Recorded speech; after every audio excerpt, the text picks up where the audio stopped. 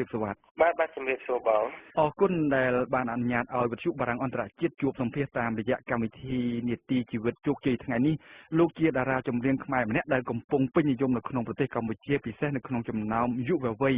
ជាង10ឆ្នាំមកហើយដែលលោកបានចូលប្រឡូកក្នុងវិស័យសិល្បៈតែពលរដ្ឋខ្មែរមួយចំនួនធំនៅមិនទាន់បានស្គាល់ទេអំពីដំណើរជីវិតពិតរបស់លោកមានកំណើតនៅចំថ្ងៃដែលពួកខ្មែរក្រហមផ្ដើមជម្លៀសប្រជាជនចេញពីទីក្រុងភ្នំពេញកាលនោះក្នុងឆ្នាំ1975ខ្ញុំដឹងថាលោកមិនបានដឹងរឿងរ៉ាវទាំងអស់នេះប៉ុន្មានទេតែម្ដាយលោកជាអ្នករៀបរាប់ប្រាប់ដំណើររឿងទាំងអស់នោះ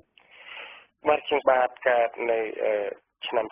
75ម្ដាយខ្ញុំគាត់ប្រាប់ថាពេលនោះគាត់ជម្លៀសទៅស្រុកសង្កែបកាលហ្នឹងគាត់គ្រប់ខែខ្ញុំហើយគាត់បានបង្កើតខ្ញុំហ្នឹងនៅក្រោមដើមស្នាយ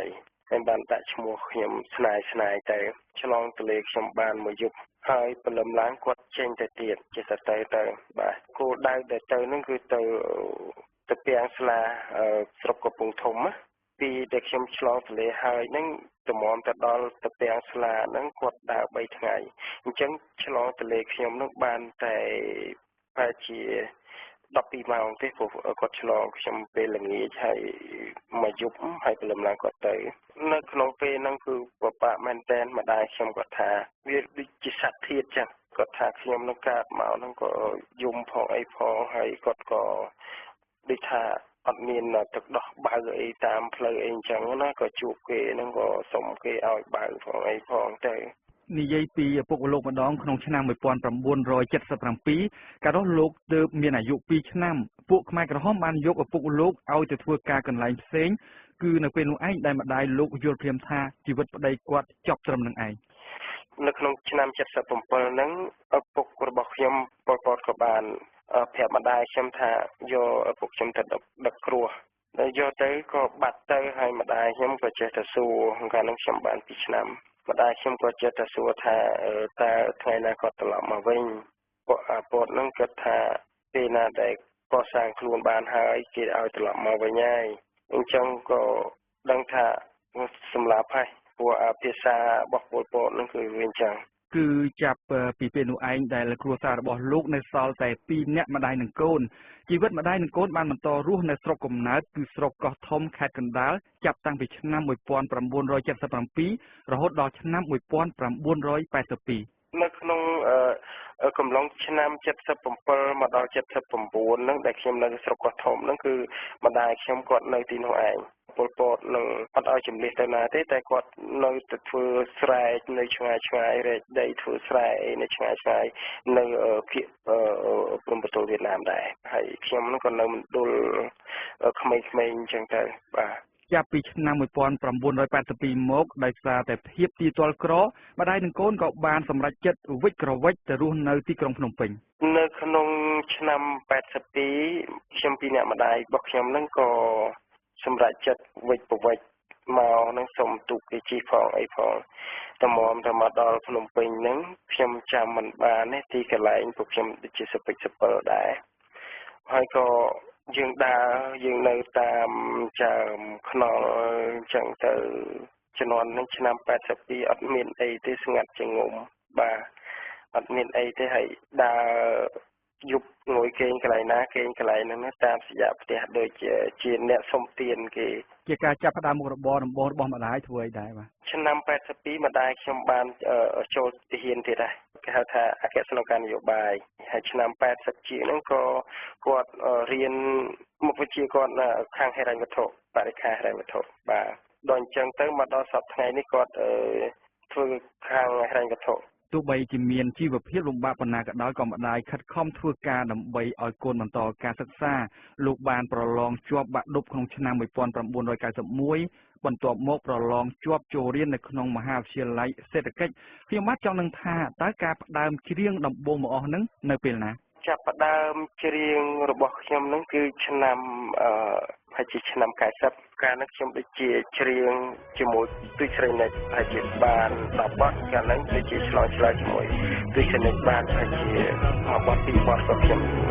មិនចាំបានច្បាស់ដែរជាចិត្តជុំគុំធ្វើ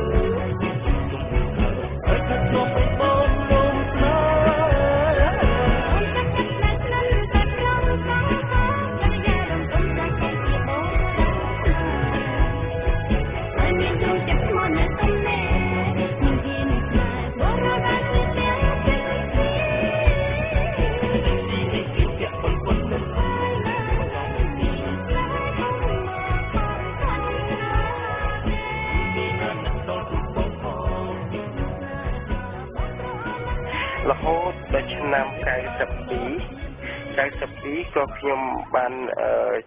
ចូលធ្វើទាហាននៅខាងការិយាល័យទី5នៅជំនាន់ហ្នឹងគេហៅថាអគ្គស្នងការនយោបាយមុនដែលខ្ញុំចូលនៅទាហានហ្នឹងយើងមានពិធីអីជប់លៀងអញ្ចឹងទៅក៏ពូបងហ្នឹងគាត់ឃើញសម្លេងខ្ញុំដូចជាគ្រាន់បាដែរដល់គ្រាន់បាដែរគាត់ហៅខ្ញុំចូលច្រៀងតាមរោងសាលពេលយប់ខ្ញុំធ្វើការពេលថ្ងៃឆ្នាំ97ខ្ញុំបានចូលច្រៀងនៅហងមាសហ េតុអ្វីបានជាលោកចាប់យកអាជីពជាអ្នកចម្រៀងមុនដំបូងខ្ញុំអត់បានគិតទៅលើអាជីពជាអ្នកចម្រៀងទេខ្ញុំអត់បាននឹងភ្នែកគិតទេព្រោះតែខ្ញុំចូលចិត្តក៏ប៉ុន្តែការគិតរបស់ខ្ញុំថាឲ្យខ្ញុំខ្លាយទៅជាអ្នកចម្រៀងមួយល្បីជាតួមួយល្បីក៏ខ្ញុំអត់បានគិតទៅសោះអត់បានគិតទេអ្វីទៅជាការលំបាកក្នុងនាមជាអ្នកចម្រៀងជាការលំបាករបស់ខ្ញុំជាអ្នកចម្រៀងគឺការថែការទុកដាក់ហ្នឹងគឺជាការលំបាកណាស់អ្វីដែលយើងចង់បានគឺជាការងារអញ្ចឹងការថែនៅអ្វីដែលជាអាជីពមួយល្អជាការងារមួយល្អរបស់យើងគឺពិបាកនឹងថែអានោះជាការលំបាករបស់ខ្ញុំលោកព្រាបសវត្ថមុននឹងបន្តកិច្ចសន្ទនារបស់យើងជាបន្តទៀតខ្ញុំសូមអញ្ជើញលោកអ្នកនាងស្ដាប់បទចម្រៀងរបស់លោកមួយបទសិនមានចំណងជើងថាខ្សែជីវិត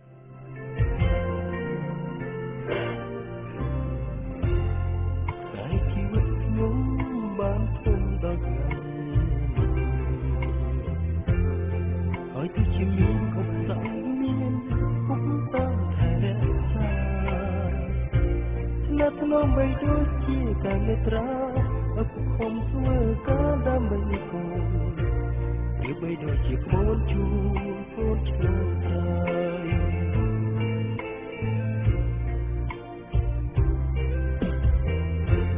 នៅពេលដែលគ្រាទើបដឹងថាពុកមានគុណរូបពុកដែលពុតតែទីរំតោមិនដែលគិតតាមផ្លូវគុណលោកអស់ពិតជីវិតដែលលោកគ្រប់ជាយាមប្រាត់លើគ្រប់គុណពោះជួបនឹងជីវិតថ្មី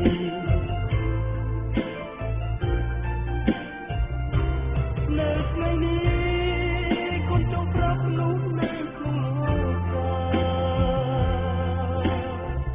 គុណប្រាប់ថាពុកមានគុណដ៏សែន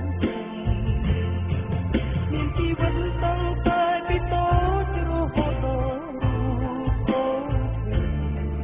ពុកអគុណអរគុណក៏ដែរដូចសំពើជួបនឹងជួបគ្នាគុកគុណមានថ្ងៃនេះជីវិតពីពុកបានហើយហត់ជួបហត់គ្រៀងឆ្លងដល់ត្រើយបានជួបណារឿងបារម្ភទុកព្រៀមក្រុមគ្រាពោពេញដោយរឿងបញ្ហាកូនចាំជាពុកប្រាប់ថាជាពុកត្រូវតាមរយៈបទចម្រៀងនេះលោកព្រាបសវត្ថគេយល់បានធៀមថាជាចម្រៀងមួយដែលលោកចង់ប្រាប់អ្នកដទៃអំពីគុណបំណាច់មិនអាចកាត់ថ្លៃបានរបស់ឪពុកអ្វីដែលកើតឡើងគឺវាជារឿងមួយដែលគួរឲ្យពិបាកចិត្តសម្រាប់ខ្ញុំហើយក៏ហាក់បីដូចជាជីវិតអភ័ព្វរបស់ខ្ញុំវាបាននៅខ្លួនខ្ញុំរហូតតាំងពីខ្ញុំកើតមកមិនដែលស្គាល់មុខឪពុកខ្ញុំរបៀបណាសូម្បីតែរូបថតក៏គ្មានតាំងពី